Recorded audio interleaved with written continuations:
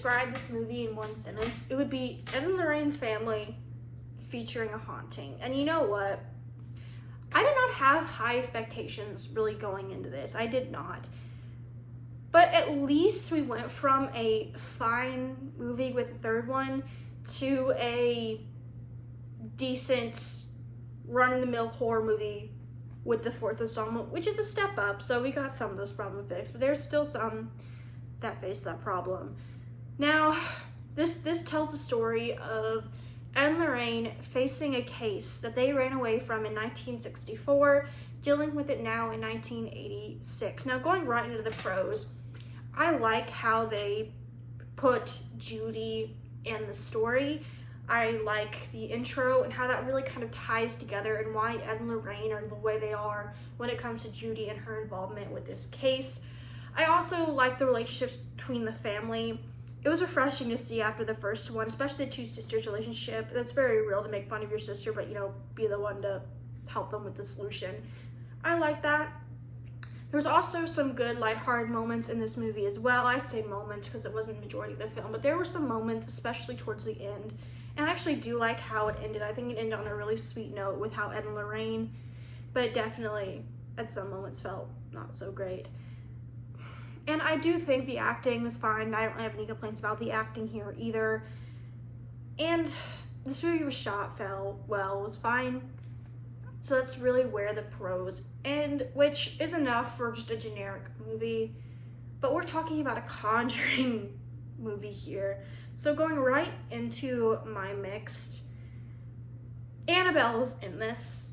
And whenever they do the first round where they feature her, that makes sense because they're doing a lecture, and I like they show like how the crowd reacted to them later on and how that works. But what I'm not a fan of here is the way they utilize Annabelle throughout the movie, because she has no reason to be in the rest of the movie, honestly. This is Ed and Lorraine facing something from years ago, not Annabelle. No reason to exist. And there was one scene that, you can quote me on this too, like, mind you, there's one scene that is probably going to be memeable from this movie, at least on the internet for sure, where she gets bigger. I'll put it like that. I also found very mixed to be with the Pope's death they are friends with.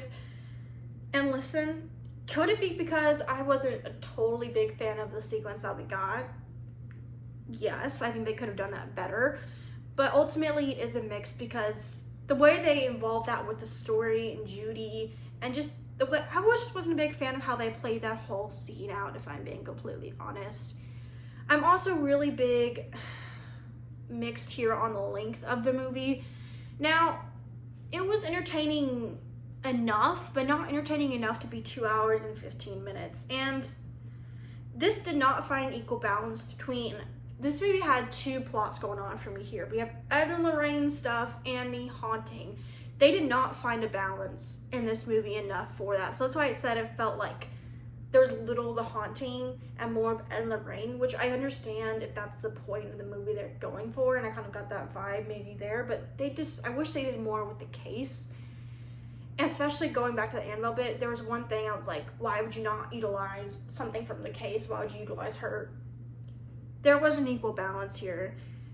But one thing I will say is, with referring to the case as little as we get, at least they deal with the press more. Now, the last one, for being a big case, they didn't really show really any of the media towards the end, but they actually show more media this time and why it's still trolling and all that stuff. I actually like they showed that more in this one. They did something better there. But that's another big mix for me here is the demons themselves, because they did not do a good job enough of incorporating the haunting in the movie, in my opinion. So when you do that and you get the underlying, I'll say the underlying haunting of the movie, and these three characters, you don't really get a lot of time with them, and they are creepy, but they're just a mixed, mainly because they really don't have a lot to do with the movie, and that's a shame to me. And another thing I will say is, this movie mostly did feel mixed to me. And lastly, I do have a few negatives, and a big negative for me here is going to be the scares and jump scares. Again, just like the third one, they just felt like fine, generic, not great. I don't really have any huge complaints this time around about CGI blood or anything, or it isn't that big of a deal for me in the movie, but that's the biggest one. So overall, I would say this is just a generic movie, nothing really great, but it is a step up from the last one in the franchise. Now going right into some spoilers.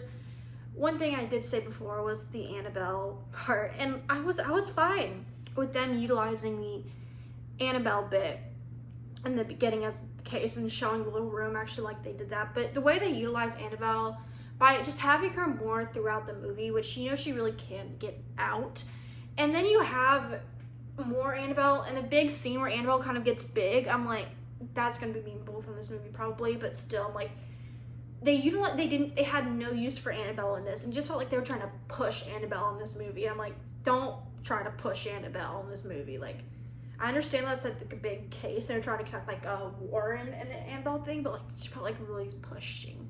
I'd also kindly like to remind everybody that in the third movie, Ed questioned why the guy in the last one had a basement full of witch things and was touching it, and asked why he had it and why he didn't get rid of it.